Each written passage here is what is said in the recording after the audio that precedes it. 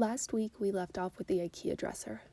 I'd reassembled the dresser top, sides, and drawer fronts after having cut out all the imperfections and upgraded the wood.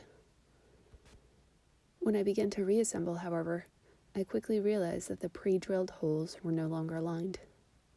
For structural purposes, I wanted to try and adjust the measurements when and where I could. I filled the old drilling holes with wooden dowels and then tried to re-drill to fit the hardware. The more I worked, though, the more I realized that every aspect of this prefabricated dresser had shifted. Originally, I meant for this project to be about upgrading, but now I couldn't ignore the theme of misalignment. It kept thwarting my every move. I began to wonder, rather than force the dresser together or alter it to fit, is there a way to feature the misalignment of the dresser? When I brought up these thoughts with Sarah Lee on Monday, she agreed. What was the importance of a finished dresser anyway? A few of the images, she said, might be interesting to include in a collage. But mostly, she encouraged me to write about this active process for both the window and the dresser, how their exploration of the physical act is more valuable than the finished product itself. I know she's right, but honestly, the act of writing is much less appealing to me than the act of making.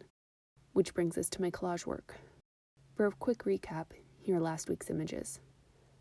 Monday evening, I had a one-to-one with my photography instructor, where I was able to share these images from last week's work.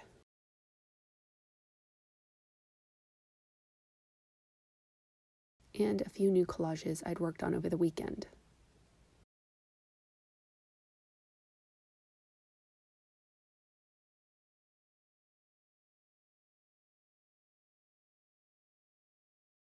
I was explaining to him that I often had trouble understanding when these would be done, and he offered some advice and guidance that kind of struck me. He said that, for him, they're done when the images strike a balance between photography and design. These three in particular, he felt, were very successful.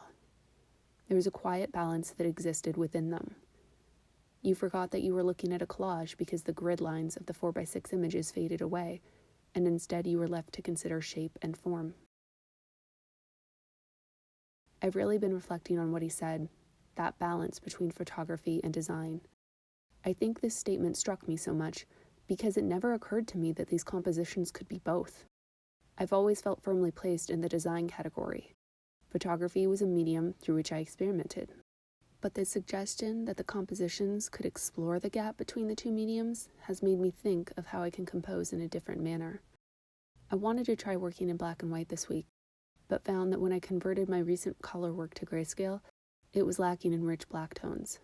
As an experiment, I decided to do a collage using imagery I'd shot last semester of the IKEA cart, which is what you see here. Admittedly, it was easier to work when there were no shades to consider, but the material of the collage has no real link to the areas I've been investigating this semester. Finally, it clicked on me that I could actually use Photoshop to convert the images to duotone and try and work in the Geoffrey Miller monochromatic way. I converted a number of images to yellow and began to compose. My first reaction wasn't enthusiastic. Everything felt muddy and a mess. I reached out to Sarah Bonnickson to get her perspective, and she had some great feedback. She said that she missed the sharpness and brightness in the monochromatic piece. The collage with full color accented the lines and edges of the pictures. The monochrome was softened by the mid and dark tones and subsequent lessening of the contrast. I knew this could be remedied in Photoshop, but I'm also feeling the time crunch of presenting next week, and I still wanted to experiment with working in 3D before then. As of Wednesday, I was still working on the shelves. I fully admit I've completely overcomplicated them, but I decided to explore proof of concept by at least working physically. Initially, I began by working on the floor, laying my soon-to-be shelf out on the foam core and composing around it. Composing this way was different than how I was used to working. I seemed to have fewer visual options.